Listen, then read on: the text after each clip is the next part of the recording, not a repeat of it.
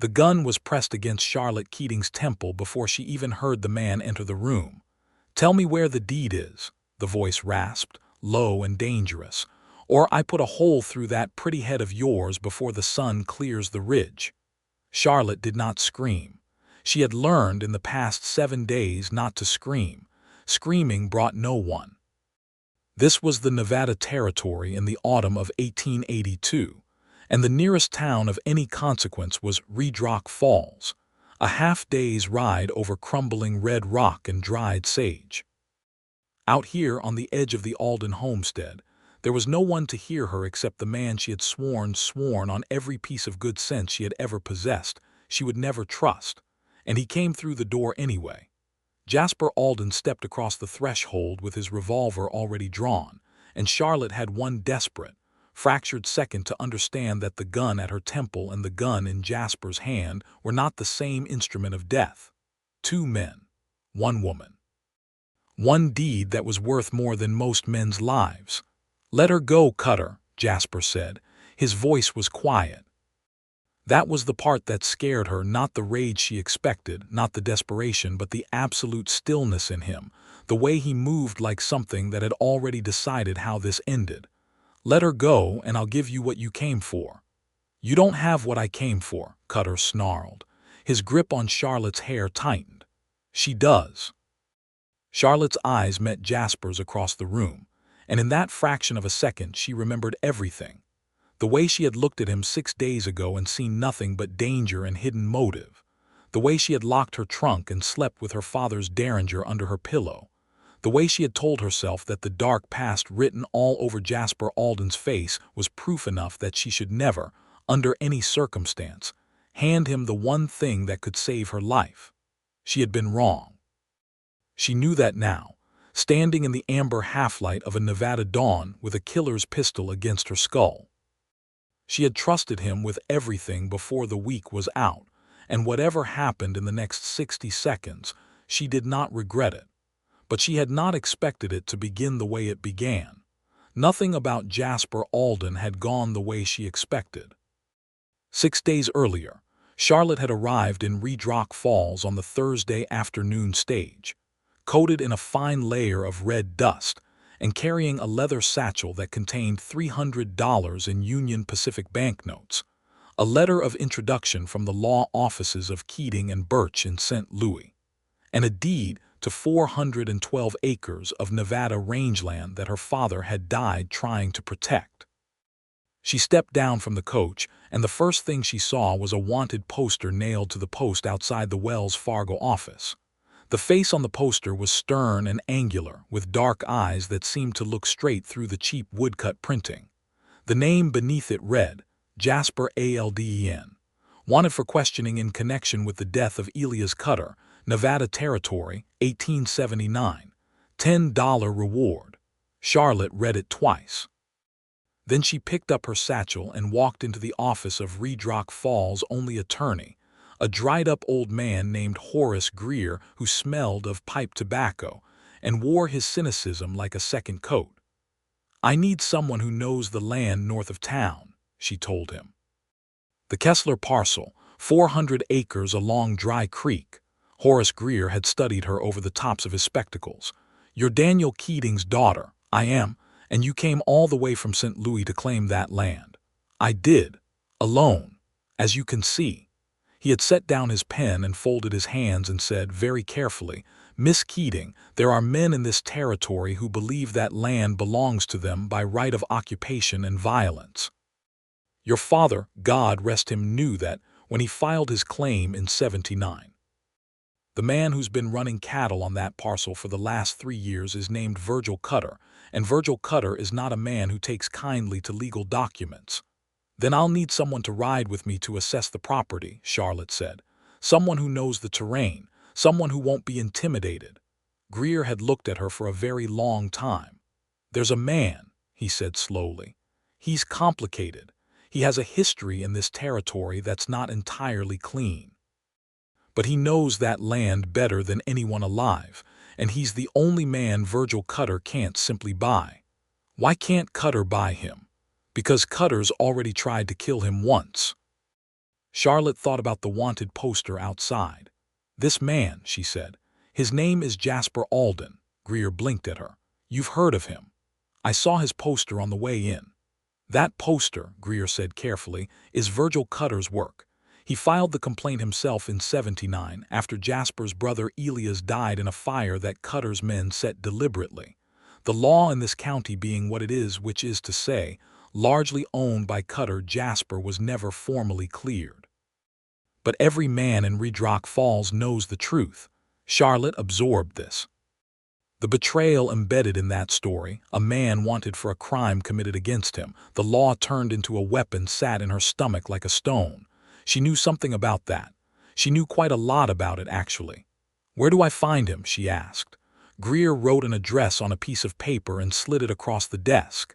"He keeps a room above the livery stable on Cottonwood Street," he said. "He comes and goes. He won't be glad to see you." That turned out to be the single most accurate prediction Horace Greer ever made. Jasper Alden opened the door of his room above the livery and looked at Charlotte the way a man looks at a telegram he already knows contains bad news. He was taller than she expected, broad through the shoulders, with a face that had been weathered by desert sun into something spare and hard. He was perhaps 30 years old, perhaps 32, it was difficult to tell because there was an ancient quality to his eyes that had nothing to do with years. He wore a plain gray shirt with the sleeves rolled to the elbow and a Colt revolver on his hip that he had not bothered to remove even in his own room. His dark hair needed cutting. He looked at her satchel, then at her face, then at the paper she held out with Greer's address on it, and he said, flat as stone, "No." Charlotte had prepared for this. "You haven't heard what I'm asking. You're Daniel Keating's daughter, and you're here about the Dry Creek parcel, and whatever Greer told you about me, the answer is no." "My father is dead," Charlotte said. Something shifted in Jasper's face. Not softness, it was too controlled for that, but a kind of stillness, a pause, as though her words required more processing than simple language usually did. "I heard he was sick," Jasper said. "He died in April. He never got to file the final settlement papers with the county. The deed is in my name now, but Virgil Cutter has been running cattle on that land for 3 years, and he has a man on the county board who's been blocking my father's claim at every stage." She met Jasper's gaze and held it. "I know you have reason to want nothing to do with Cutter or anything connected to him. Greer told me about your brother." A muscle in Jasper's jaw tightened.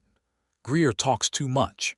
"Maybe he does, but the fact remains that Virgil Cutter has stolen from both of us, and I need a man who knows that land and can stand as a legal witness when I walk the boundaries and have the deed formally registered."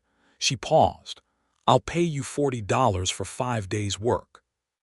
Jasper looked at her for a long, unreadable moment. The Nevada evening light was coming through the window behind him, turning the dust in the air to something almost golden, and Charlotte was acutely aware that she was standing in a strange man's doorway in a strange town with $300 in her bag and a deed that half the county wanted to take from her. $40, he said. $40, standard guide wages. Another pause. Then he stepped back from the door. "Come in, then. There are things you need to know about that property before you set foot on it." She crossed the threshold into Jasper Alden's room, and later she would think that was the moment everything began, not with trust but with necessity, the way most things in the Nevada territory began. The room was spare and clean in a way that surprised her. A narrow bed, a small table, a washstand, a set of saddlebags hanging from a peg on the wall, and a rifle resting upright in the corner. A tin cup sat on the table next to a folded map, and it was the map he reached for first, spreading it out on the table and weighing its corners with the cup and a leather-bound book. "The Dry Creek parcel runs north from here," he said, tracing the line with one finger. 412 acres, the western boundary being this ridge line. Your father staked it in '78, filed the claim in '79. You know it well. My family's land bordered it on the north," he said, a pause controlled and deliberate, "before the fire." Charlotte looked at his face when he said that. He was looking at the map, not at her. "I'm sorry," she said quietly. "Don't be sorry. Just understand that the north boundary of your property runs along what used to be the Alden fence line. That land is mine now by right of prior claim, even if Cutter's men pulled down every post. It means if Cutter has a counterclaim, it touches both of us." He looked up at her then, direct and uncompromising. "Which means my interest in this is not purely mercenary, Miss Keating. I want you to know that before you hand me $40. Charlotte studied him. She had expected hidden motive. She had expected it so completely that she had already constructed 3 separate theories about why Jasper Alden might want access to her deed. But this was not hidden at all.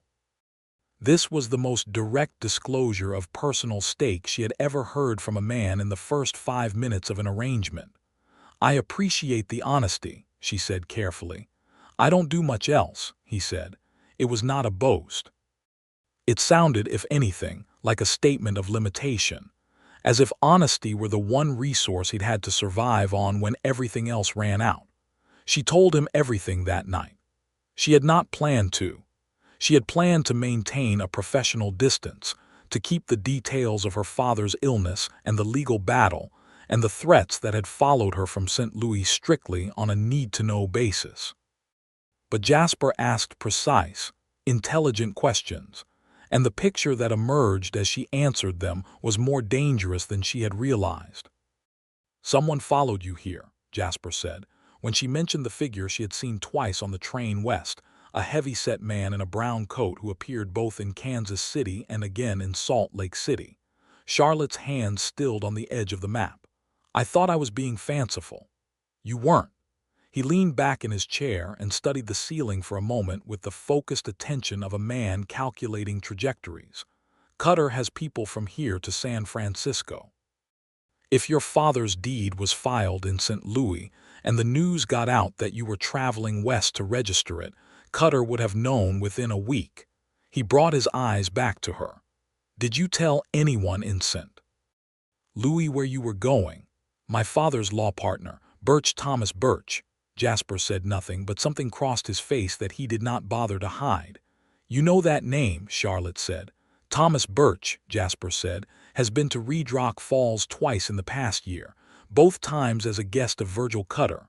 The silence in the room was absolute. Charlotte had known Thomas Birch for 15 years. He had been her father's closest friend, the man who had held her father's hand in the last weeks of his illness, the man who had handed her the deed and the letter of introduction, and pressed her hand between both of his and told her to be safe, told her to be careful, told her he would do everything possible to advance the legal claim from the St. Louis end. Betrayal had a physical quality, she discovered. It settled in the chest like a cold stone. It made everything you thought you knew feel suddenly light and insubstantial, like paper that had gotten wet. "He sent me here," she said. "He knew you'd come," Jasper said, not cruelly. He said it the way a doctor might say something that hurt with precision, because precision was the only mercy available. Charlotte sat very still for a moment. Then she opened her satchel and checked that the deed was still inside, which of course it was, but she needed to feel it to verify that this one physical thing was still real and in her possession. "Then they know where I am," she said. "They knew before you arrived." "That means time is shorter than I thought." Jasper nodded once. "We ride at first light." He said it like a decision he had made before she even asked. And Charlotte, who had arrived in Redrock Falls with every wall of her practical nature reinforced, who had looked at a wanted poster and seen exactly the kind of man her father had always warned her about, Charlotte sat in the lamplight of Jasper Alden's spare room and recognized, with a clarity that surprised her, that she was glad he was here. She did not say so. She packed her map notes and straightened her satchel and said good night with professional courtesy, and walked back to the Red Stone Hotel with her spine straight and her jaw set, the way she had been walking since April when her father died and the world arranged itself into a problem she had to solve alone. But she was glad he was here. She just didn't trust him yet. Trust, as Charlotte understood it, was not a gift. It was a structure you built over time with reliable materials. You did not hand someone the load-bearing beam of your life on the basis of a single honest conversation. The first morning tested that principle severely. Jasper arrived outside the hotel at 5 o'clock, as the sky over the eastern ridge was just beginning to separate itself from the darkness. A thin, fragile line of violet that deepened gradually to rose. He had 2 horses, his own, a large bay gelding named River that he rode with the ease of a man who had spent most of his conscious life on horseback, and a smaller chestnut mare he'd sourced from the livery for Charlotte. Charlotte came down in practical riding clothes, a split skirt of dark wool, a white shirtwaist, and her father's old hat, battered and too large but deeply familiar against the desert chill. She saw Jasper take in her outfit and wait for her opinion of the mare without offering one himself. Charlotte assessed the horse with her hands, running her palms along the mare's neck and checking her hooves and her eyes and the fit of the saddle. She had grown up riding in Missouri before her family moved to St. Louis, and the knowledge was still in her body even after years of city life. "She'll do," Charlotte said. Jasper tied her satchel to the back of the saddle with a careful, methodical efficiency, and she noticed that he placed it in a particular position accessible from the right side, fastened with a specific knot she recognized as one that could be released quickly with one hand. "You've done this before," she said. Moved valuables through contested territory, he swung up onto River without looking at her. Once or twice. They rode out of Redrock Falls in the early morning quiet, heading north along a track that wound between formations of red sandstone that glowed in the rising light like something freshly cast in iron. The desert at dawn was extraordinary. Charlotte had not expected it to be extraordinary, had not expected to feel anything about it except discomfort and vigilance, but the sheer physical scale of it, the silence and the color, pressed against some quiet part of her that had been compressed under months of grief and legal battle.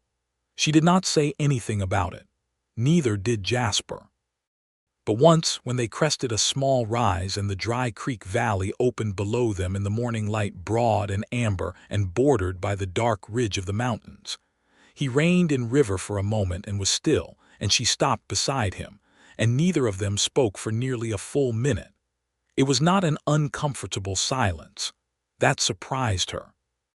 The Dry Creek parcel was exactly as the deed described it, 412 acres of rangeland, well watered by the creek that ran through its western portion, with good grass and shelter from the northern winds afforded by the ridge. Charlotte could see immediately why her father had staked it and why Cutter wanted it. It was the best grazing land in the valley. It was also, as Jasper had said, occupied. Cutter's cattle were everywhere, dark shapes moving slowly through the golden grass, the distant sound of their lowing carried on the wind. A lined shack sat near the eastern boundary, smoke rising thin and pale from its chimney, indicating someone was inside. "How many men does he keep here?" Charlotte asked. "2, usually.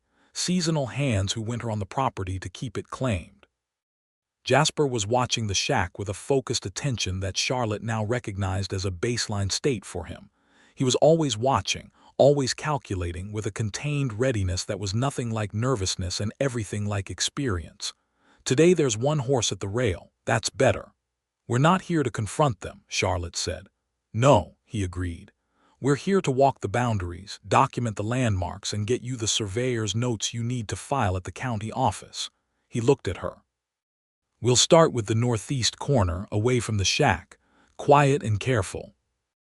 They dismounted and tied the horses to a juniper, and then Jasper produced a compass and a small leather notebook from his coat pocket, and they walked the boundary of the land together, Charlotte checking the deed's descriptions against the physical markers. A particular rock formation, a bend in the creek, a cedar post that had been driven into the ground in 1878 by her father's hand and was still there, weathered to silver gray but solid. When she found that post, she stopped and put her hand on it, and for a moment she was not in Nevada in 1882 but in Missouri in 1868, sitting on a fence post on the edge of her father's small farm while he explained to her that land was not just property. It was continuity. It was the physical evidence that a family had stood somewhere and said, "This matters. We were here." "Miss Keating," Jasper said, quiet and undemanding. Charlotte straightened. "I'm fine," she said. "Let's continue." He said nothing, but he moved on without pressing her, which she appreciated more than she could say. They worked steadily through the morning, moving counterclockwise around the parcel. Jasper was methodical and precise. He understood the legal requirements for surveying documentation, and he made his notes with the care of a man who knew that what he wrote down might end up in a court of law. Charlotte made her own notes alongside his, and they compared them at each marker, which meant they were often standing very close together, heads bent over their respective notebooks, voices low. At the third marker, a natural rock formation near the creek that served as the northwest corner, Jasper paused and looked north toward a stretch of land that was empty and brown and fenced with a few remaining posts of old cedar. "That's where the ranch house was," he said. It was not an invitation to ask questions, but Charlotte looked at the empty land and then at his profile, and she asked anyway because she had decided that knowing what had happened to him was directly relevant to the situation she was in. "The fire was in '79, she asked. "August of '79, his voice was level. "I was in Silver City on a supply run. Elias was home. He was 23, a brief pause. Cutter wanted the water rights. My father's homestead had a spring that fed the eastern end of Dry Creek, which feeds this entire valley. Elias wouldn't sell, so they burned it. They burned it with him inside." Another pause, controlled and brutal in its evenness. "I came back to find the house in ashes and Cutter's men gone. The sheriff at the time was a man named Prentice who was on Cutter's payroll. By the time I could get anyone official to listen, the story had turned around completely. Cutter's man claimed Elias had set the fire himself during a dispute with me, that I had a violent history, that I was the dangerous one. And the wanted poster. Prentice filed it. It was never anything more than a way to keep me from pressing charges." He turned back to the notebook, closing that chapter of the story with the same deliberateness he'd opened it. A door opened only as wide as necessary, and then shut again with quiet precision. "Cutter has held this valley in his hand for 3 years on the basis of that kind of law. Your father's deed is the only legitimate document that directly challenges his claim to this parcel." Charlotte looked at the deed in her satchel, then at the empty land where the Alden ranch had been. "I want to win this," she said, not softly, with a clarity that surprised even herself. "Not just for my father, for the whole of it."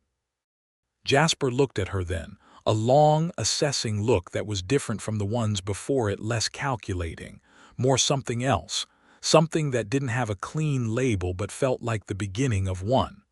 "So do I," he said. They ate at noon sitting in the shade of the ridge on the northwestern edge of the parcel, eating bread and hard cheese and dried apricots that Jasper had packed with a quiet practicality that Charlotte was beginning to see as characteristic. He had also packed 2 canteens of water, a length of rope, a small medical kit in a tin box, a folded oilcloth for ground cover, and 3 spare percussion caps for his revolver. "You think of everything," Charlotte observed. "I try," he said then after a moment. "In my experience, what you don't prepare for is what kills you." "Is that experience speaking from something specific?" He handed her a piece of bread and considered the question with his characteristic lack of hurry. "After Elias died, I spent about 2 years being careless," he said. "I was angry and I wasn't paying attention. I made mistakes that put me in bad situations, not violent ones mostly, but situations where I ended up with nothing and no one when I could have done better." He paused. "After that, I started paying attention. And you've been on your own since '79, more or less." Charlotte thought about that 3 years of deliberate solitude, of building a life from what remained after loss and injustice had stripped it down. She understood it more than she wanted to. "My mother died when I was 14, she said. "It came out unexpectedly. After that, it was just my father and me. I learned to be his legal assistant before I was old enough to formally study law. When he got sick, I managed everything, the office, the cases, the finances." She looked out over the valley. Thomas Birch was supposed to be his closest friend. He was the person I thought I could trust with the most important thing my father left. And he sold you out. Apparently. She said it flatly, because she had not yet found the emotional register for it that didn't either minimize it or crack her open entirely. I keep thinking, what was he paid? What was I worth to him in the end? Those aren't useful questions, Jasper said. Charlotte looked at him sharply. Excuse me. I don't mean it as a dismissal, he said, meeting her look steadily. I mean that after Elias died, I spent a long time asking why Cutter valued the water rights more than my brother's life, what the calculation looked like from his side, what I could have done differently. He paused. Those questions have no good answers. The only useful question is what comes next. Charlotte held his gaze for a moment. Then she said quietly, "You're right." A pause. Something in the air between them shifted almost imperceptibly, like the movement of a compass needle when it finds north. "That's the first time you've agreed with me," Jasper said. "I've agreed with several things you've said," Charlotte said. "I simply didn't announce them." A very small, very controlled smile crossed his face. It was gone almost immediately, but Charlotte saw it, and she felt unexpectedly, inconveniently, a warmth in her chest that had nothing to do with the Nevada sun. She looked away and ate her bread and told herself firmly that this was a professional arrangement, and that she had known Jasper Alden for less than 24 hours, and that the last man she had trusted unreservedly had been in the employ of her enemy, and that warmth in her chest was nothing but the desert heat and the relief of having an honest ally. She was only partly convincing. The afternoon brought trouble in the form of two of Cutter's men on horseback, who spotted them near the southern boundary and rode over with the particular insolence of men who expected the world to accommodate them. The leader was a thick-necked man named Dooley, who Charlotte would later learn was Cutter's primary ranch foreman, a man of limited intelligence and substantial physical confidence. He drew up his horse 10 feet away and looked at Charlotte and then at Jasper with an expression that moved through surprise, recognition, and calculation in about 3 seconds. "Alden," he said. "Dooley," Jasper said. He had not moved. He was standing at the edge of the creek with his notebook in his hand, and he did not reach for the revolver at his hip, but his posture had changed in some way that was not aggressive and not relaxed, something precisely calibrated between the two. "You are not supposed to be on this land," Dooley said. "And yet here I am," Jasper said. Dooley looked at Charlotte. "Who's she?" "This," Charlotte said before Jasper could answer, stepping forward and drawing the deed from her satchel with the precise, deliberate movement of someone who has rehearsed the action, "is Charlotte Keating. And this is the legal deed to the 412 acres of the Dry Creek parcel, filed with the U.S. Land Office in 1879 and currently in the process of formal registration with the Nevada County Recorder." She held it out. "Would you like to see it?" Dooley did not take it. He looked at it the way a man looks at a snake, with the recognition that it was dangerous and the uncertainty of exactly how dangerous. "Mr. Cutter's going to hear about this," he said. "I expect he will," Charlotte said pleasantly. "Please tell him that the registration process begins Monday morning at the county office in Redrock Falls, and that any counterclaims he wishes to file may be directed to the Honorable Judge Haller in Carson City, who I believe will find the documentation quite thorough." It was a bluff. She did not yet have an appointment with Judge Haller, but it had the right texture of truth, and Dooley, who was not a subtle man, could not tell the difference. He reined his horse around and rode back toward the shack without another word, his companion following closely. Charlotte let out a breath she had not known she was holding. "Judge Haller," Jasper said. "I'll make the appointment first thing Saturday morning," Charlotte said. "It will be true by the time it matters." Jasper looked at her with an expression that was, she thought, impressed, or as close to impressed as his face seemed capable of getting. "You're formidable, Miss Keating." Charlotte straightened her hat. "I learned from the best." They rode back to Redrock Falls as the light turned gold and the shadows stretched long and purple across the valley floor. They did not talk much, but the silence was the second kind now, the comfortable kind, the kind that does not need to be filled. Charlotte found herself noticing things about Jasper that she had not permitted herself to notice earlier. The way he handled River with absolute lightness. All communication between them carried through subtle shifts of weight and pressure that the horse understood and responded to. The way he scanned the horizon systematically left to right, near to far, then back again with a vigilance that was so constant it had become unconscious, like breathing.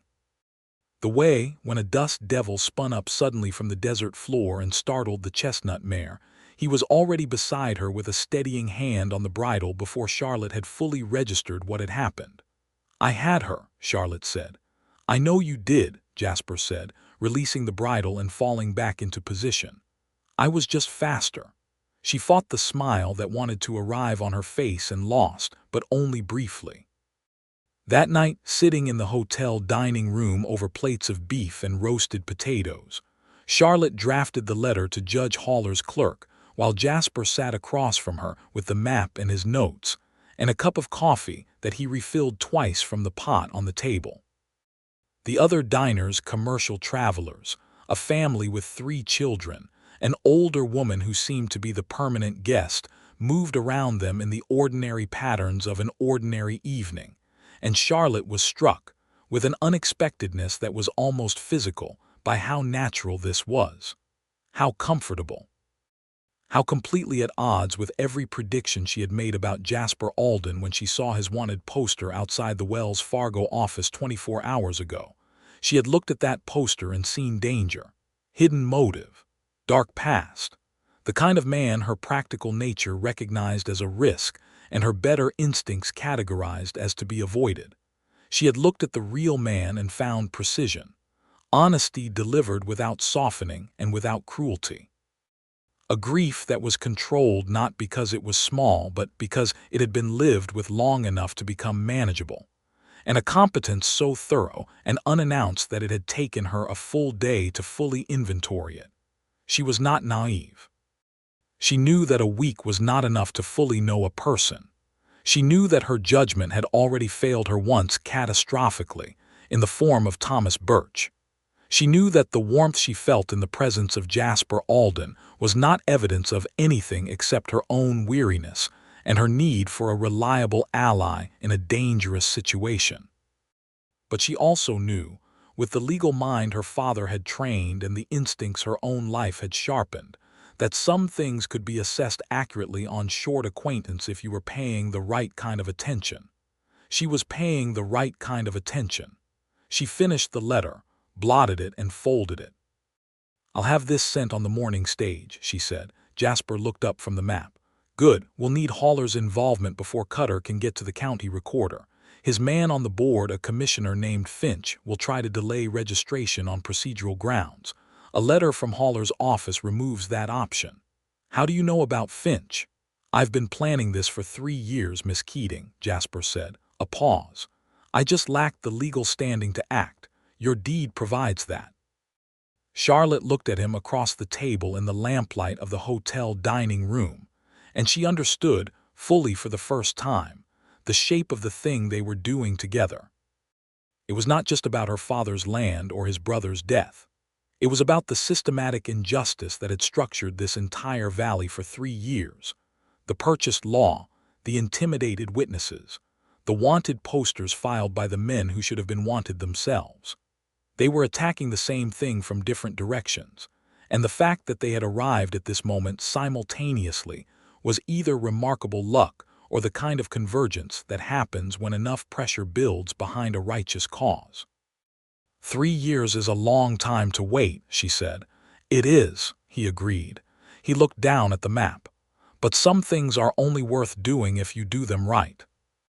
There was a quality in the silence that followed that Charlotte found she needed to interrupt before it became something she hadn't prepared herself for. "I'll see you in the morning," she said, gathering her papers. 6 o'clock at the livery." 6 o'clock, Jasper confirmed. She went upstairs to her room, locked the door, checked the window, set her father's derringer on the nightstand, and then lay on the narrow hotel bed staring at the ceiling and thought about 3 years of patient waiting and a man who packed medical kits and knew which knots could be released with one hand. She was in trouble, she thought. A different kind than the kind she'd come to Nevada for, but trouble all the same. The second day was harder and more illuminating than the first. They rode to the county land office to begin the formal filing process, and it was there that Charlotte got her first direct evidence of how deeply Cutter's influence ran through the official structures of the territory. The registrar, a thin, pale man named Aldgate who sweated through his collar in a way that had nothing to do with temperature, looked at Charlotte's deed, then at Jasper standing behind her, and went very still. "This filing requires he began. "A certified survey and 2 witness signatures," Charlotte said, "which I have." She placed the survey notes and the 2 signatures, hers and Jasper's, on the counter, and a $15 registration fee. She placed the bills on top of the papers, "which I also have." Aldgate looked at the papers and the money and the woman on the other side of the counter and said, "Commissioner Finch will need to—" "Commissioner Finch's review authority applies to mineral claims, not to land deed registrations," Charlotte said. She had spent the previous night reviewing the Nevada Territory land codes by lamplight while Jasper read the survey maps. Section 12, Paragraph 4 of the 1876 Territory Land Act. "Would you like me to cite the exact language, Mr. Aldgate?" Aldgate would not like that. He was, she could see, a man caught between the immediate reality of a woman who knew the law and the remote but more frightening reality of Virgil Cutter's displeasure. Fear of Cutter had shaped every decision he'd made in this office for 3 years. Fear of Charlotte was new and untested. Charlotte laid her hands flat on the counter and looked him directly in the eye. "Mr. Aldgate," she said quietly, "you are a public official. You are required by law to process a valid claim with the required documentation and fee. I am providing all of those things. The consequences of not processing this claim will be significantly more complicated for you than the consequences of processing it." A long silence. Aldgate took the papers and the money and stamped the filing form. Outside on the boardwalk, Jasper said nothing for a moment. Then, Section 12, Paragraph 4. "I may have read the land code several times on the train west," Charlotte said. "Several times," he repeated. "I was prepared to be here for a month." He was quiet for another moment, and then he said, very simply, "Your father must have been proud of you." It hit her with the precision of an arrow finding a gap in armor. She had not expected it. She walked 2 more steps and then stopped, facing the street, and breathed carefully until the sudden tight pressure in her chest subsided. "He was," she said. Her voice was steady. It was an achievement. Jasper did not press her and did not look away and did not fill the silence with anything unnecessary. He stood beside her on the boardwalk in the morning sun and was simply present, and Charlotte found that this, the simple, uncomplicated fact of his presence, was something she needed more than she had known. She turned back to the street. "We need to find out what Cutter's next move will be." "I know what it will be," Jasper said. When duly reported back last night, Cutter would have sent word to a man named Gideon Cutter, Virgil's youngest brother. He's the one who handles the direct approach. Charlotte looked at him. "What does direct approach mean in this context?" "It means he doesn't use the courts," Jasper said. The day became a chess game after that, a rapid and exhausting series of moves and countermoves played across the dusty streets of Redrock Falls. Charlotte sent the letter to Judge Haller's clerk.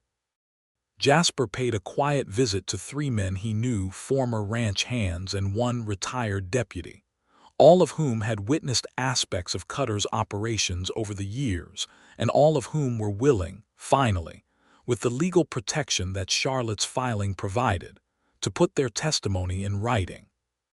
Charlotte sat with each man in a back room of the hotel and took their statements herself, writing them out in the clean legal hand her father had taught her. And by the end of the day she had 6 pages of testimony that, combined with the deed and the survey notes, constituted a body of legal evidence that no corrupt commissioner could simply dismiss. Jasper was not present for the testimony sessions. He waited outside, keeping watch with a quietness that Charlotte had begun to understand was not standoffish but protective, like a man who knew he was the most visible target and had arranged himself accordingly. At 5 o'clock, as they were leaving the hotel, Horace Greer intercepted them on the boardwalk with an expression that meant news. "Gideon Cutter arrived on the afternoon stage," Greer said. "He's at the Continental Hotel." Charlotte and Jasper looked at each other. "He moves fast," Charlotte said. "The Cutters always move fast when they're losing," Greer said. He lowered his voice. "Keating, I don't want to alarm you unduly, but I think you should not be alone tonight. Gideon Cutter has a history of direct negotiation." "I know," Charlotte said. That evening Jasper moved his bedroll to the hotel, taking a room on the same floor as Charlotte's. He did not present it as protection, he presented it as convenience, a logistical decision, the way he presented most things that were actually something more than that. Charlotte let it be logistical. She appreciated the fiction. But that night, unable to sleep, she sat at her small writing table by the window with the lamp turned low and the deed in her hands. And she thought about the week that had passed since her father died in a St. Louis clinic with her hand in his and his eyes fixed on something she couldn't see. She thought about the months of legal battles that had followed, the documents that went missing, the hearings that were postponed, the quiet resistance that she had eventually traced back to Thomas Birch. She thought about boarding the train west with $300 and a deed, and the specific kind of courage that is not the absence of fear, but the decision to move anyway, because the alternative is to let the thing you love most be taken without a fight. And she thought about a man in the room 2 doors down, who had been waiting 3 years for someone to show up with the legal foundation he needed to fight back, and who had packed medical kits and cited treaty lines, and said your father must have been proud of you, and somehow, in doing so, become the person she trusted most in the world. She had arrived in Nevada trusting no one. She was not certain when that had changed. The third day brought a formal counterclaim filed by Cutter's attorney, a slick, well-dressed man from Carson City named Wardell, who arrived at the land office with a sheaf of documents claiming prior occupancy and established grazing rights dating to 1879. It was precisely the legal counterargument Charlotte had anticipated, and she and Jasper spent most of the day at Greer's office going through the counter documents and identifying the weaknesses. There were significant weaknesses. The occupancy claim relied on dates that contradicted the survey records.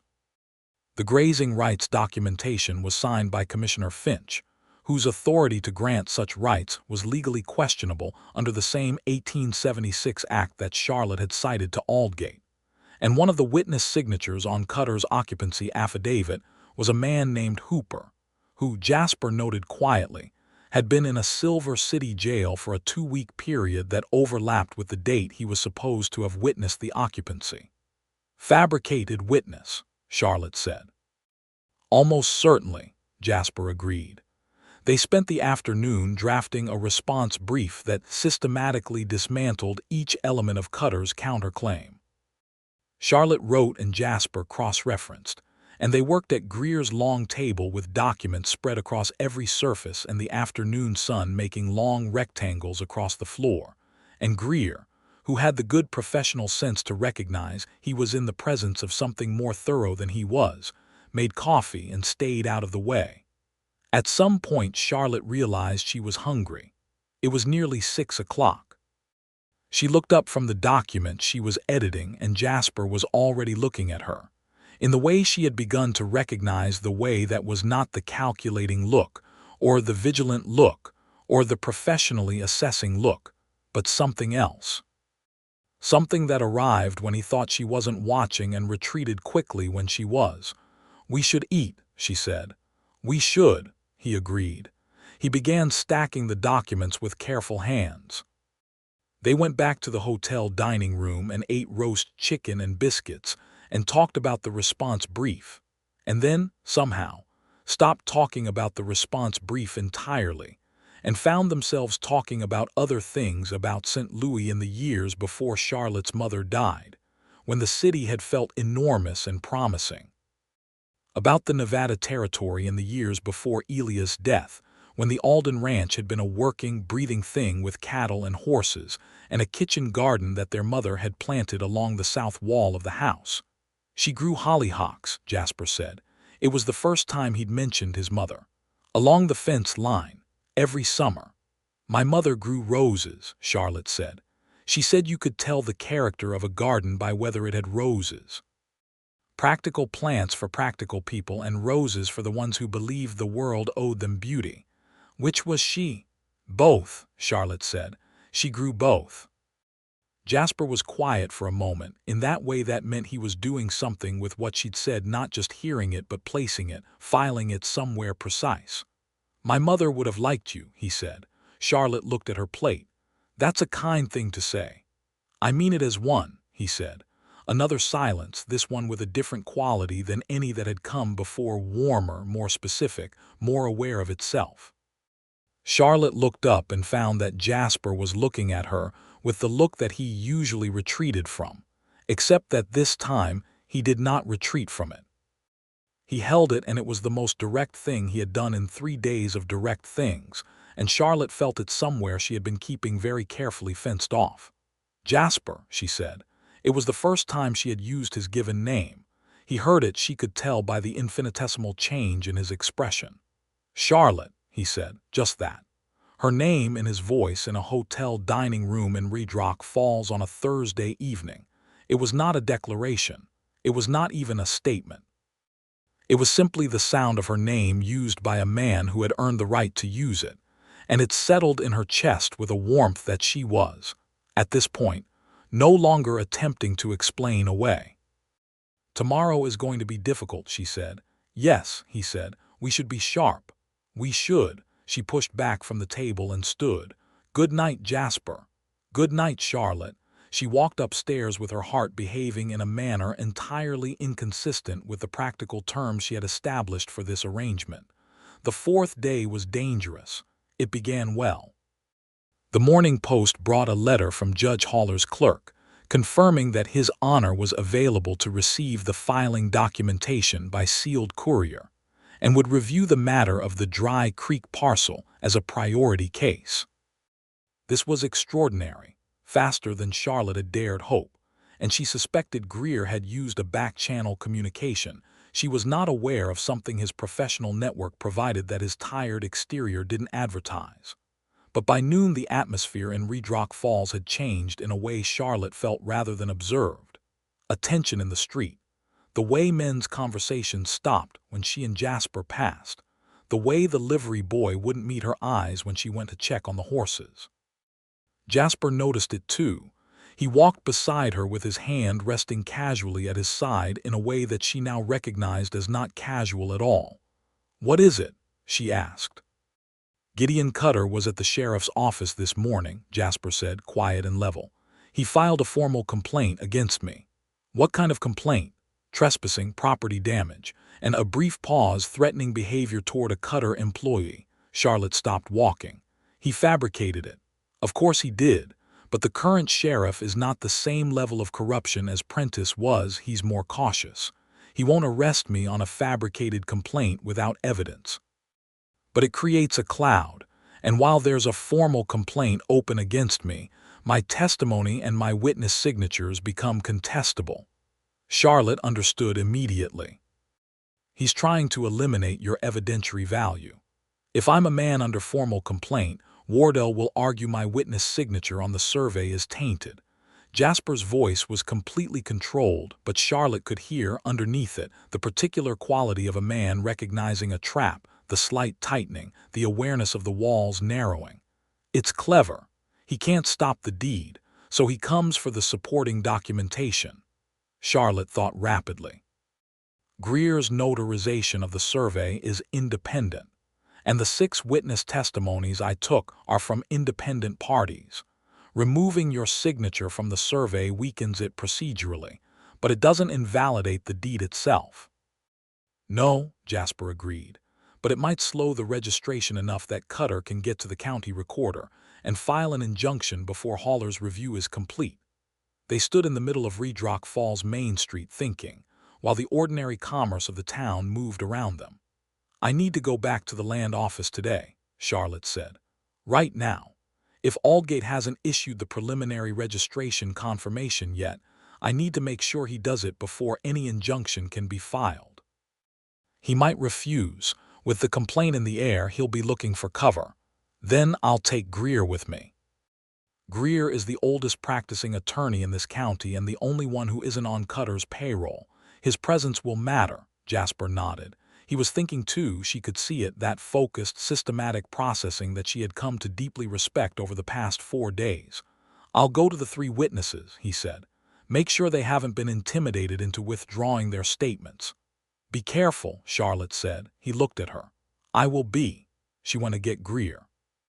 The afternoon was a series of running conversations, and rapid legal maneuvers played out across the dusty distances of Redrock Falls. Greer, energized by the direct challenge to his professional domain, in a way that the decades preceding boredom had not achieved, was magnificent. He marched into the land office with Charlotte and put his considerable local reputation on the table alongside the deed. And Aldgate, balancing the known threat of Greer's professional network against the unknown quantity of Gideon Cutter's complaint, chose the path of legal compliance and issued the preliminary registration confirmation in the presence of 2 witnesses. It was not final registration. That still required Hauler's review. But it was a formal record that the claim had been validly filed, and it made an injunction substantially more difficult to execute. Charlotte walked out of the land office with the confirmation in her hand and felt, for the first time since April, that things might actually go right. Jasper was waiting outside. "The witnesses are steady," he said. "All 3. Gideon Cutter's man visited 2 of them this morning and they sent him away empty." "Brave men," Charlotte said. "Brave men who are tired of being afraid," Jasper said. His voice carried something that was not quite pride but was related to it. The satisfaction of seeing people refuse to be small when smallness is what fear demands. That evening was different from the previous ones. Perhaps it was the relief, or the adrenaline of a day that had required constant, rapid thinking, or simply the cumulative weight of 4 days of sustained high-stakes work. But when they sat down to dinner and the food arrived, and the immediate tactical conversation had been had, there was a quality to the silence that was not the comfortable kind or the charged kind, but something that held both at once, the way weather holds before a storm. Charlotte looked at Jasper across the table and said, without planning to, "Are you ever afraid?" He looked up from his coffee. "Of what?" "Any of it, all of it." She gestured slightly at the documents, at the town around them, at the entire shape of the week. "You've been at this for 3 years, alone, waiting, with Cutter's men able to find you wherever you went, a wanted poster with your face on it, no legal standing." She paused. "That's a long time to carry something." Jasper was quiet for a moment. "I was afraid at the beginning," he said. "For the first year, I was angry enough that the fear was mostly buried under the anger. Then the anger settled and there was a period that was harder." He looked at the table. "Yes, I was afraid then." "What were you afraid of?" "That I'd wait for the right moment and it would never come. That Cutter would die of old age on my family's land, and I'd be an old man with a wanted poster and nothing to show for 30 years of paying attention." He paused. "That the waiting was just another kind of giving up." Charlotte looked at him, this man who had spent 3 years alone in a room above a livery, watching and planning and refusing to be broken, who had opened his door to her, because she had arrived with the one thing that could turn waiting into action. "It wasn't giving up," she said. "No," he agreed, "it wasn't. You were building something," she said. "You knew the land, the legal history, the people, the terrain, all of it. You were building the architecture of a case for 3 years and waiting for someone to bring the foundation piece."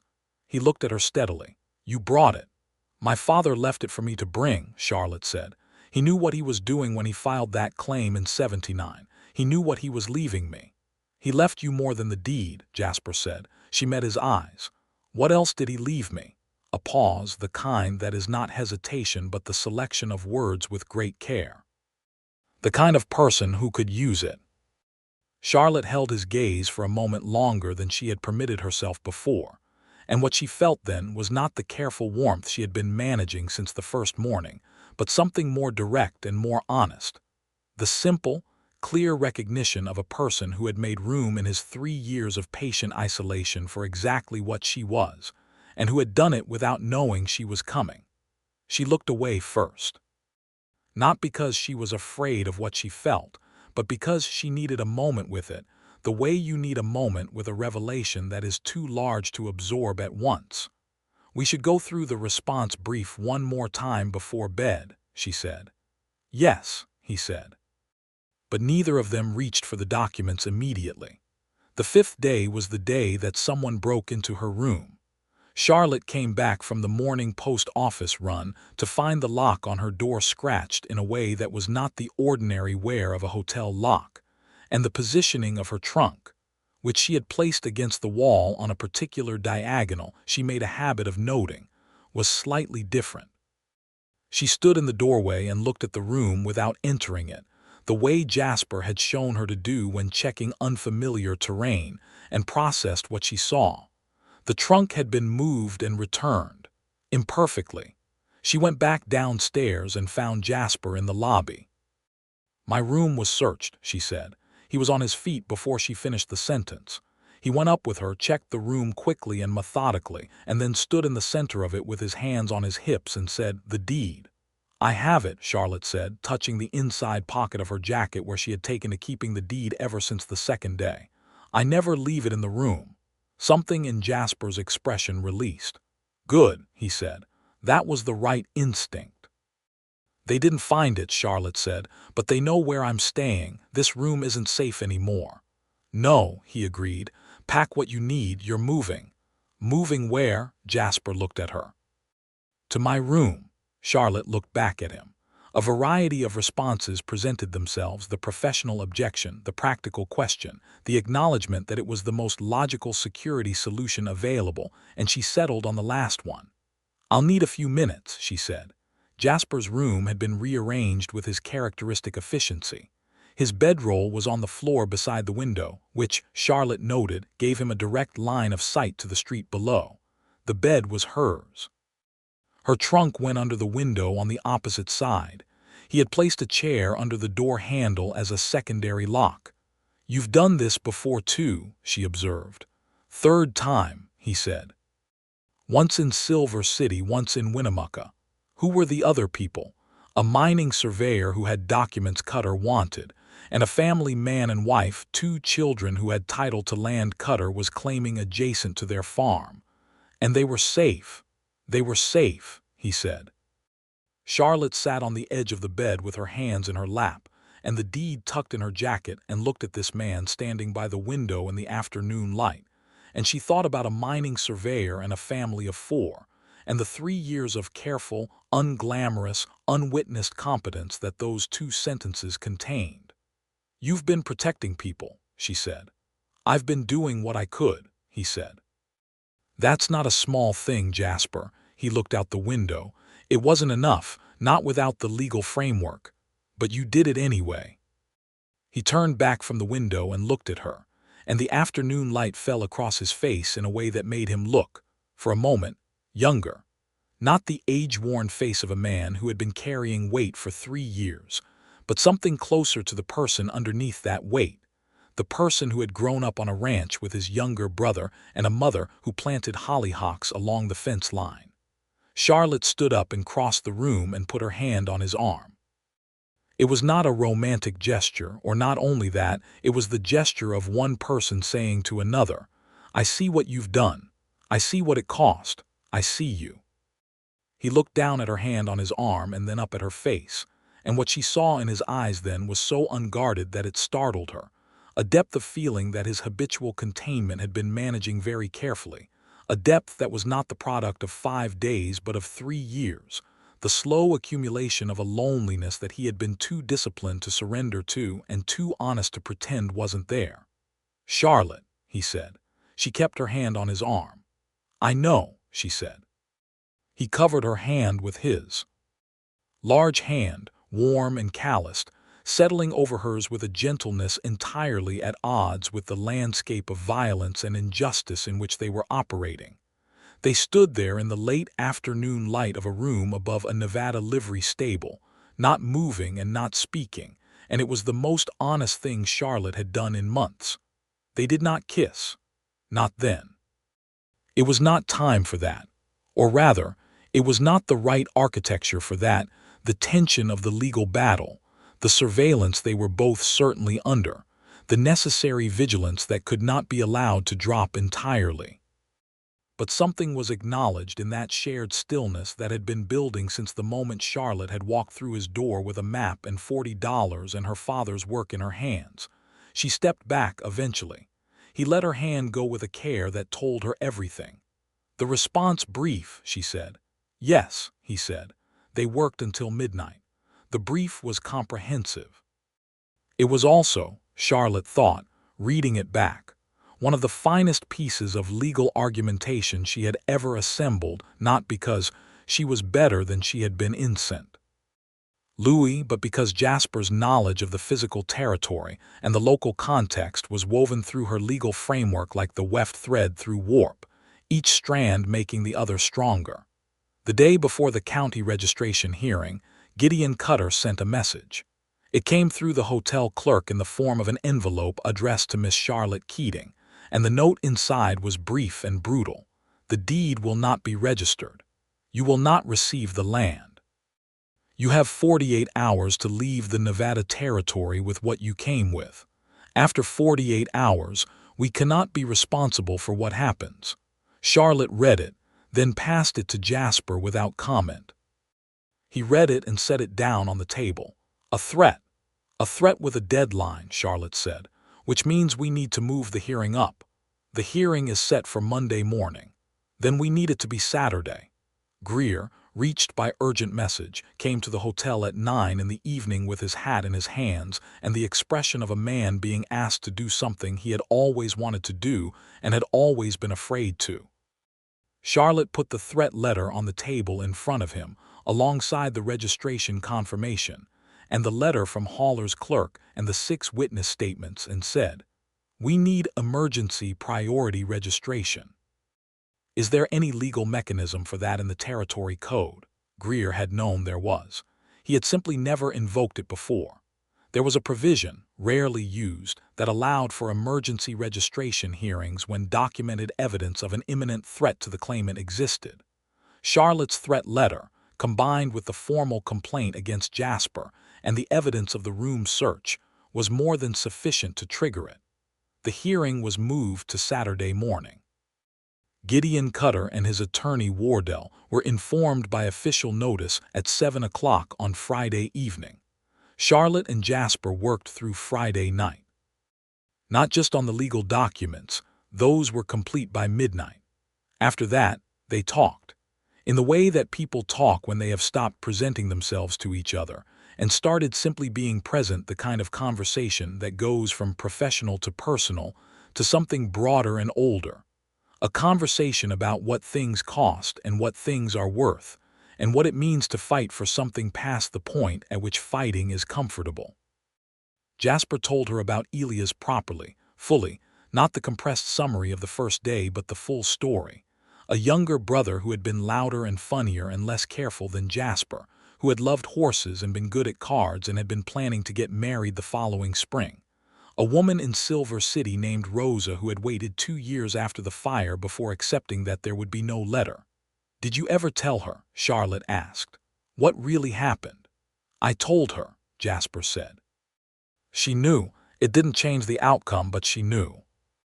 Charlotte told him about Thomas Birch, not the compressed professional version but the personal one, the one about 15 years of family friendship, and the way he had sat with her in her father's last days, and held her hand when she cried, and told her that her father had been the finest man he knew, and how that memory now had to be held alongside the knowledge that he had been selling her out to Cutter for months. "The cruelest thing about betrayal," she said, "is that it doesn't erase the good memories. You can't simply decide the whole relationship was false. Some of it was real, which makes the part that wasn't real so much worse. Yes, Jasper said. He said it with the flat certainty of a man who had spent 3 years arriving at the same conclusion from a different direction. Does it get better? She asked. The Elia's part. Does it? She stopped because the question was complicated. It changes, Jasper said after a moment. It doesn't get smaller, but it becomes less jagged, like a stone that used to be rough and becomes smooth over time. Still there, still heavy. He paused. I still miss him every day. I think I always will. But I'm not always bleeding from it anymore. Charlotte looked at her hands on the table. I miss my father every day, she said. I expect I always will too. Yes, he said. A silence that was the deepest kind. When this is finished, Charlotte said, what will you do? He was quiet for a moment. There's still land north of the Dry Creek parcel. What was my family's homestead? He looked at the window. I'd like to build something there again, not the same thing, something new, a pause. And you'll go back to St. Louis, Charlotte considered this. I'm not sure what St. Louis holds for me now, she said honestly. Birch was my father's partner. The practice is compromised. I'd have to start again in any case. Jasper looked at her. Starting again is not always the worst thing, he said. She met his eyes. No, she said. Sometimes it's the only good option. They did not sleep much, but they were not tired by morning. The Saturday registration hearing was held in the county courthouse, a small adobe building at the end of Redrock Falls Main Street, before a circuit judge named Emmett Ford who drove out from Carson City twice a month, and who owed nothing to Virgil Cutter, and had heard enough about the Cutter family's operations over the years to arrive with a skepticism that Charlotte immediately recognized and aimed her argument directly at. Wardell was polished and aggressive, and his counterargument was well constructed, but the foundation under it was weak, and Charlotte had been pulling at the foundation since Tuesday.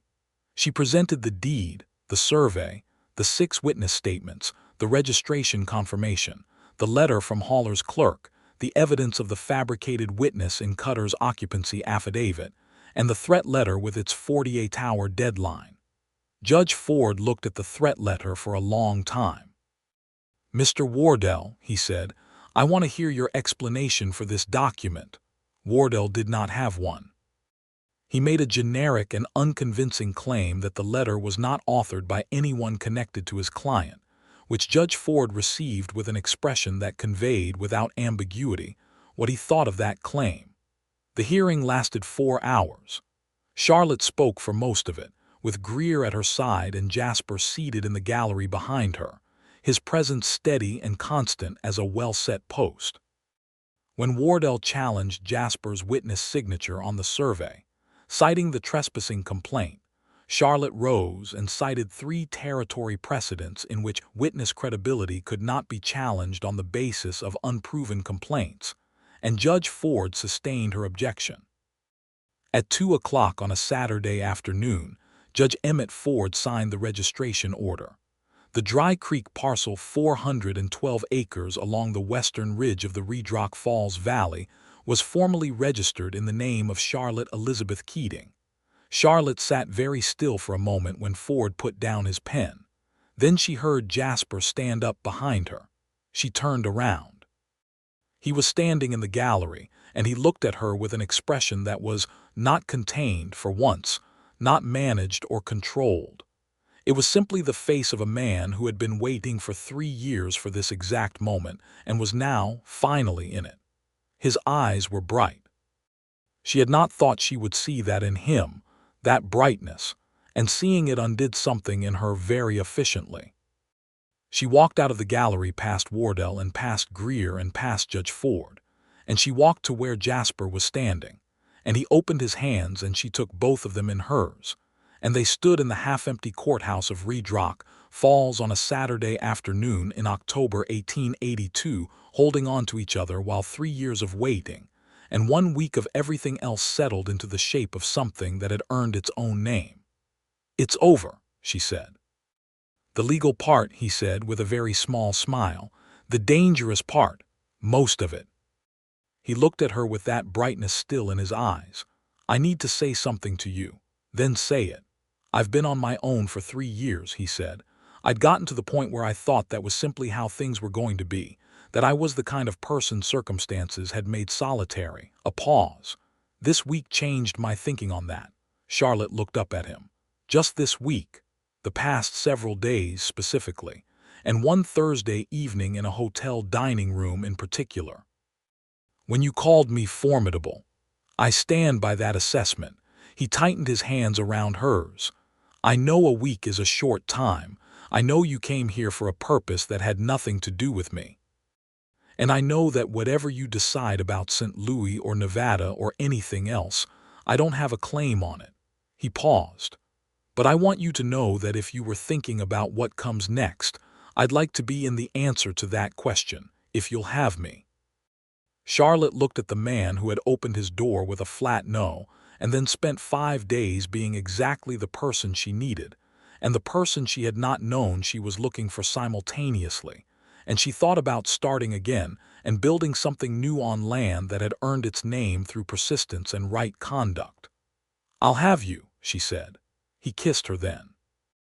In the courthouse of Redrock Falls, with Greer standing 6 feet away trying very hard to look at the wall, and the afternoon light making long gold squares on the adobe floor. It was the kind of kiss that comes after a week of controlled restraint and several months of loss and several years of waiting. Not tentative, not exploratory, but the kiss of two people arriving at something they have been moving toward through every honest conversation and shared silence and map-weighted table. And that was when they heard the door. The courthouse had emptied. Judge Ford had gone to his carriage. Wardell had left with the particular tight-shouldered walk of a man who had lost badly and was calculating the cost. Greer was still tactfully examining the wall.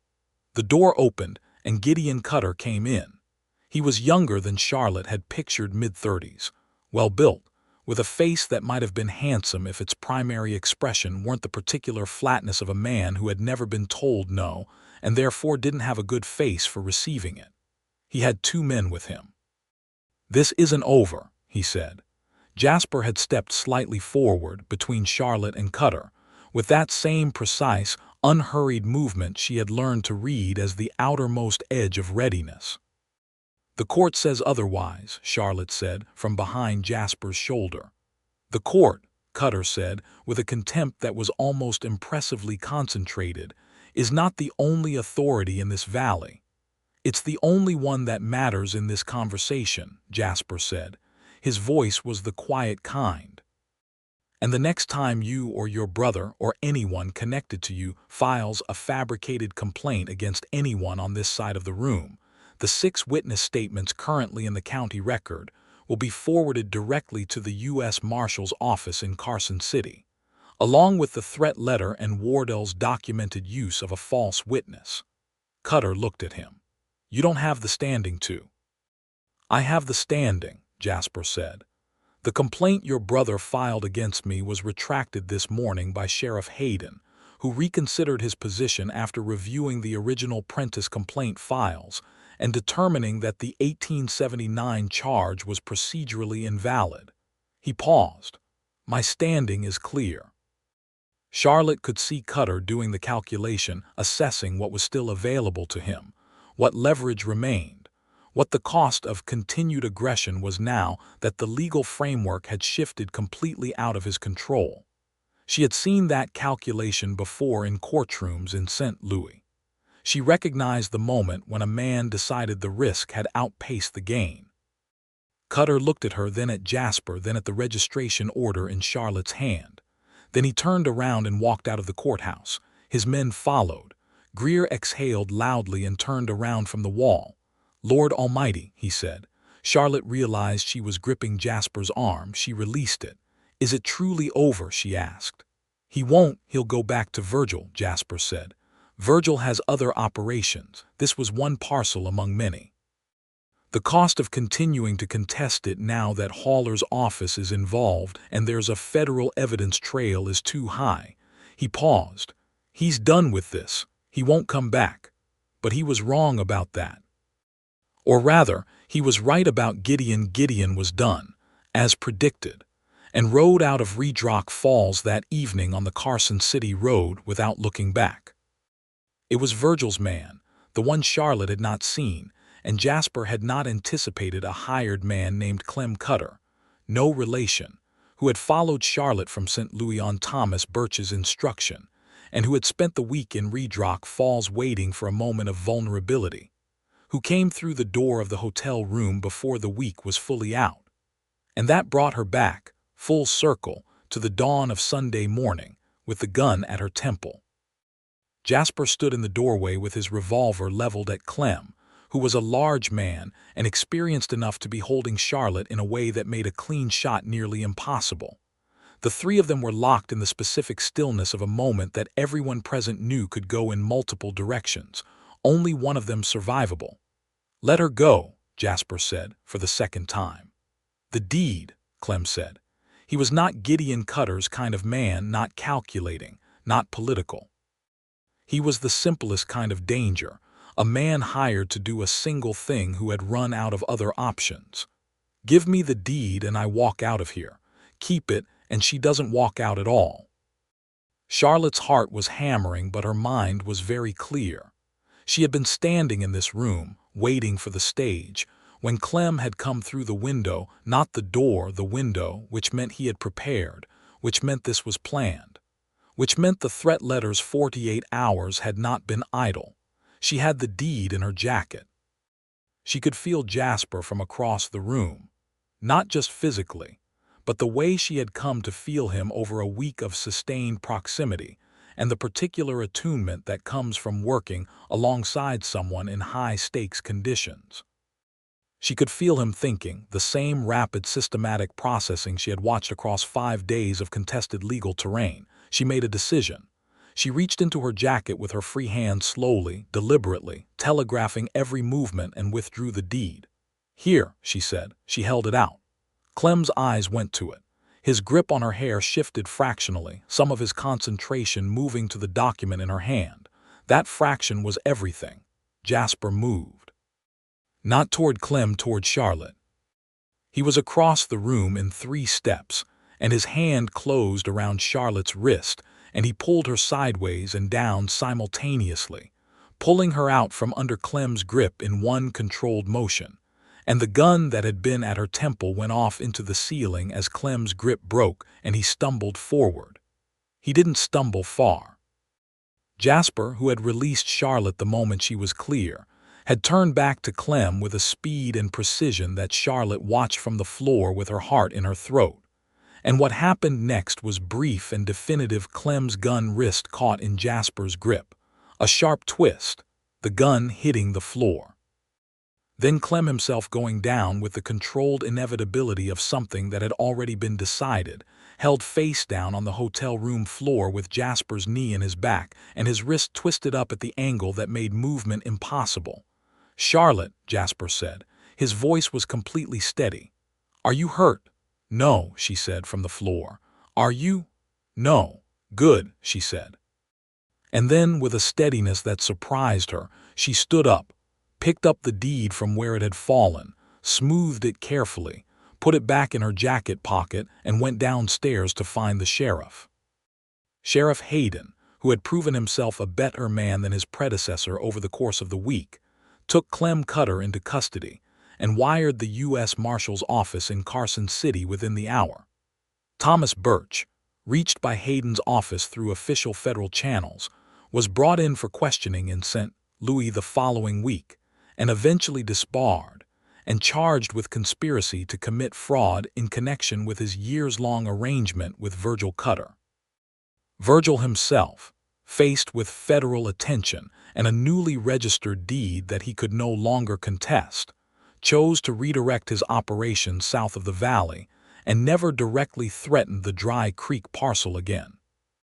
The wanted poster with Jasper Alden's face on it was removed from the post outside the Wells Fargo office by Sheriff Hayden on the Monday following the courthouse hearing, on the basis of the formal invalidation of the 1879 Prentice complaint.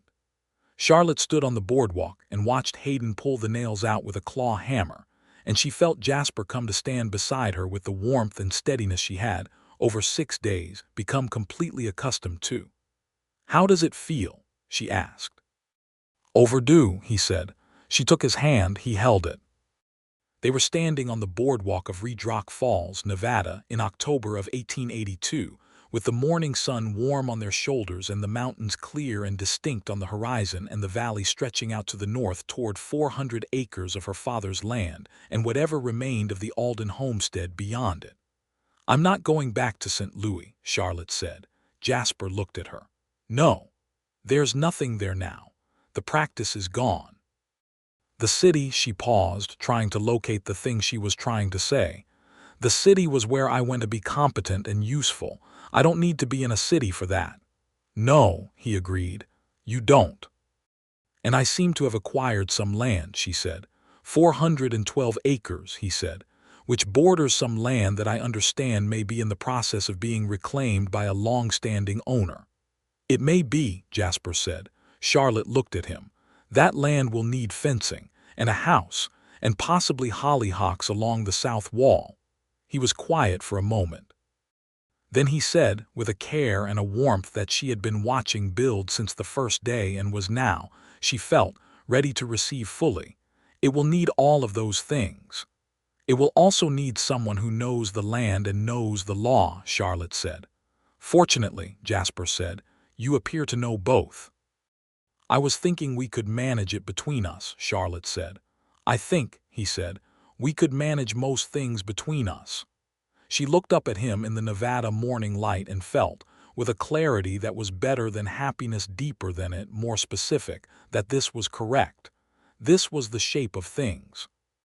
Not what she had planned and not what she had expected, but what had arrived through a week of danger and hard work and honest conversation, and the specific alchemy of two careful people becoming necessary to each other. She squeezed his hand. He squeezed back. They were married in December, in the small stone church at the edge of Redrock Falls, with Horace Greer as a witness, and a dozen people from the town who had come to know Charlotte in the 2 months between the hearing and the wedding, and who had watched Jasper Alden move from the man above the livery stable to the man rebuilding his family's ranch, with a patience and competence that made most of the valley quietly glad he had finally gotten what he'd been working toward. The ceremony was simple. The words they spoke were the traditional ones, but Charlotte felt them differently than she expected to, not as promises about a future, but as statements about what had already been established. The architecture already built over 5 days of maps and depositions, and shared meals and a shared room and a moment in a courthouse when he had held her hands, and asked to be in the answer to the question of what comes next. The ring he put on her finger was his mother's, which he had kept in his saddlebag for 3 years. It fit, which she chose not to assign excessive meaning to but found meaningful anyway. That winter they worked together on the house Jasper building, and Charlotte designing the layout with the practical intelligence she applied to everything. The two of them arguing good-naturedly about the placement of windows and the size of the kitchen and the question of a front porch, which Charlotte wanted facing east for the morning light, and Jasper initially resisted on structural grounds before conceding that she was right, which she had known from the beginning, and had the grace not to point out too emphatically. The porch faced east. The hollyhocks were planted in the spring, along the south wall, in a strip of turned earth that Charlotte prepared herself with a spade, and a determination that Jasper watched from the fence line with an expression that was the full version of the expression she had first seen a glimpse of in a hotel dining room in Redrock Falls, open, unguarded, the brightness back in his eyes, the weight of 3 years of solitary waiting exchanged for the lighter, better weight of a life built alongside someone. He came over from the fence and crouched down beside her in the turned earth. "You've planted before," he observed. "My mother's roses," she said. "I had a very good teacher." "So did I," he said. And he helped her plant hollyhocks along the south wall of the house that stood on the land his father had homesteaded and his brother had died defending, in the valley where his family's name had been cleared and his wife's father's deed had been vindicated, in the Nevada Territory in the spring of 1883. In the summer of 1884, their son was born. They named him Daniel Elias Alden, Daniel for Charlotte's father, Elias for Jasper's brother. And he came into the world on a July morning when the desert was at its most absolute and beautiful, the air smelling of sage and the mountains wearing their summer clarity, the hollyhocks along the south wall grown tall and bright, and completely indifferent to the history that had been accumulated under the Nevada sky before they were planted. Charlotte held Daniel Elias in the lamplight of the bedroom and looked at the face that was somehow both of theirs. Her eyes, his nose, the beginnings of what would eventually be Jasper's deliberate, considering expression, and felt the specific, enormous quality of arriving somewhere she had not known she was looking for. Jasper sat on the edge of the bed beside her, his shoulder against hers, looking at his son with the particular attention of a man who was going to understand this person thoroughly over a long period of time. "He looks like you," Charlotte said. "He looks like himself," Jasper said. "Give him time." Charlotte laughed. It was a genuine laugh, full and unmanaged, the kind that arrived when you were in the presence of someone who knew you well enough to say the true thing without calculation. Jasper looked at her when she laughed, and his face did the thing she loved most about it, the thing that his face had done in a courthouse and over maps and in morning light and in turned earth and in the thousand ordinary moments that made up a life built carefully on good ground. It opened, fully and honestly, with nothing held back. 2 years after Daniel Elias, they had a daughter. They named her Rose Margaret Alden, Rose because of Charlotte's mother's garden, Margaret because it had been Elias' young woman's name, and it seemed right to plant it somewhere it could grow. The deed to the Dry Creek parcel hung framed above the fireplace in the front room, beside a window that Jasper had built with a view of the valley. Not as a monument to the legal battle that was over cleanly and completely, with no threads left loose, but as a document of continuity, the physical evidence that a family had stood somewhere and said, "This matters. We were here." Which was, Charlotte thought, exactly what her father had intended when he filed it in the first place. The wanted poster, retrieved from Sheriff Hayden's records, was not framed. It was kept in a box in the study alongside the legal documents from the hearing, the witness statements, the registration order, the letter from Judge Haller's clerk.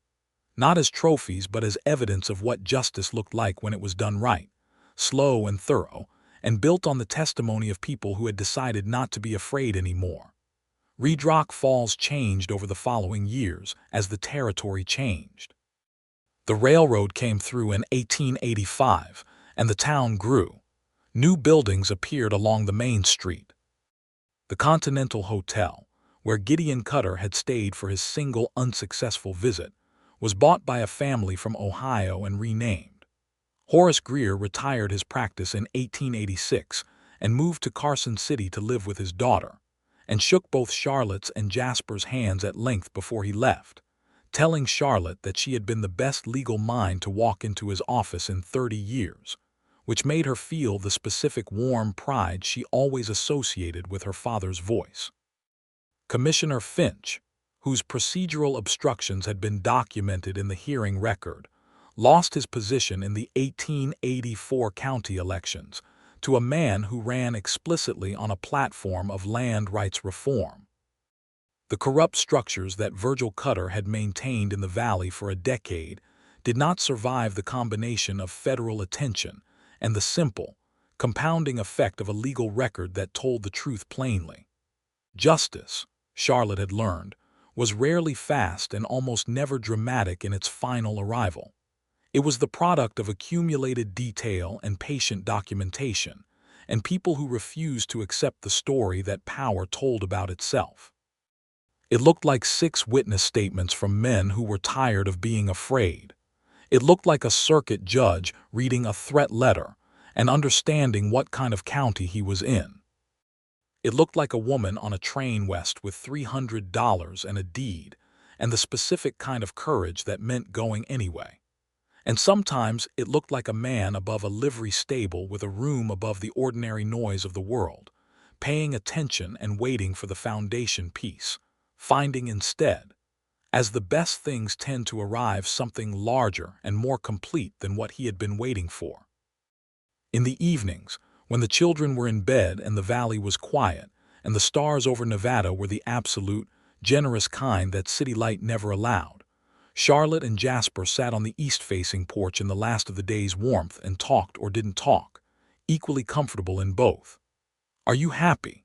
Jasper asked her once in the summer of 1886, apropos of nothing except the evening and the silence and the particular quality of stillness that had come to define the life they'd built. Charlotte considered the question with the care she applied to everything that deserved care. "I am the thing that is better than happy," she said. "I am at home." He reached across the space between their chairs and took her hand. "So am I," he said. The valley stretched out to the south in the long summer light, and the creek ran steady along the western boundary, and the cattle moved slowly through the grass, and the mountains stood on the horizon with the permanence of things that were old before any of this happened and would remain long after.